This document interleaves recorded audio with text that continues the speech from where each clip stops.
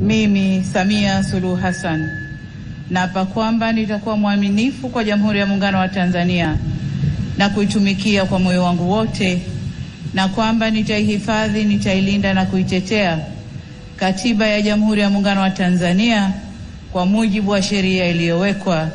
Ewe Mwenyezi Mungu nisaidie. Mimi Samia Suluhu Hassan naapa kwamba nitatenda kazi zangu za urais wa Jamhuri ya Muungano wa Tanzania kwa uaminifu na kutimiza wajibu wa kazi hizo kwa bidii na moyo mkunjufu, na kwamba nitawatendea haki watu wote kwa mujibu wa sheria, mila na desturi za Jamhuri ya Muungano wa Tanzania bila woga, upendeleo, huba wala chuki. Ewe Mwenyezi Mungu nisaidie.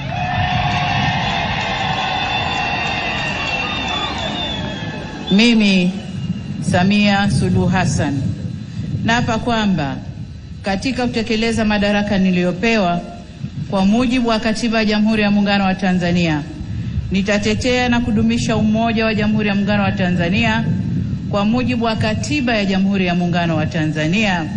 Ewe Mwenyezi Mungu nisaidie.